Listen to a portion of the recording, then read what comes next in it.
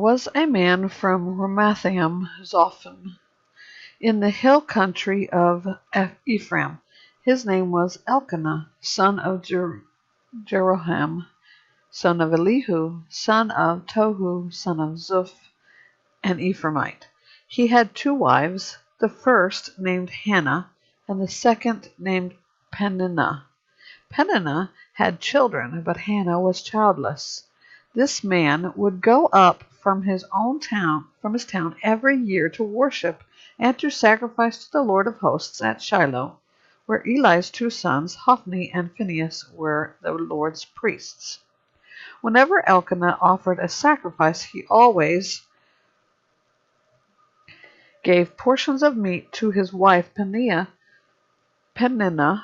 and to each of her sons and daughters. But he gave a double portion to Hannah, for he loved her even though the Lord had kept her from conceiving. Her rival would taunt her severely just to provoke her, because the Lord had kept Hannah from conceiving.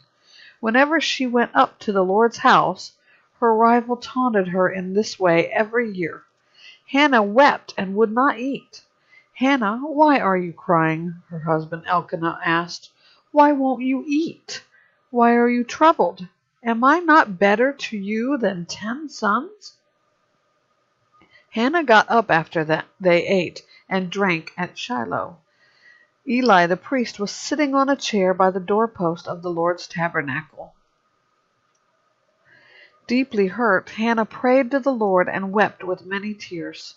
Making a vow, she pleaded, "Lord of hosts, if you will take notice of your servant's affliction, remember and not forget me, and give your servant a son. I will give him to the Lord all the days of his life, and his hair will never be cut." While she continued praying in the Lord's presence, Eli watched her lips. Hannah was praying silently, and though her lips were moving, her voice could not be heard. Eli thought she was drunk and scolded her. "How long are you going to be drunk? Get rid of your wine." "No, my lord," Hannah replied. "I am a woman with a broken heart. I haven't had any wine or beer. I've been pouring out my heart before the Lord. Don't think of me as a wicked woman. I've been praying from the depth of my anguish and resentment." Eli responded, "Go in peace, and may the God of Israel grant the petition you've requested from him." "May your servant find favor with you," she replied. Then Hannah went on her way. She ate and no longer looked despondent. The next morning Elkanah and Hannah got up early to bow in worship before the Lord. Afterward they returned home to Ramah. Then Elkanah was intimate with his wife Hannah, and the Lord remembered her. After some time Hannah conceived and gave birth to a son.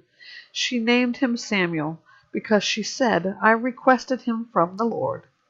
When Elkanah and all his household went up to make the annual sacrifice and his vow offering to the Lord, Hannah did not go, and explained to her husband, "After the child is weaned, I'll take him to appear in the Lord's presence and to stay there permanently."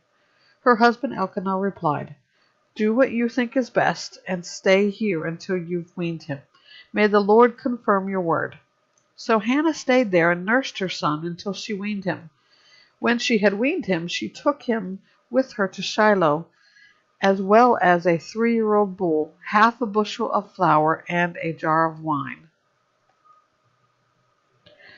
Though the boy was still young, she took him to the Lord's house at Shiloh. Then they slaughtered the bull and brought the boy to Eli.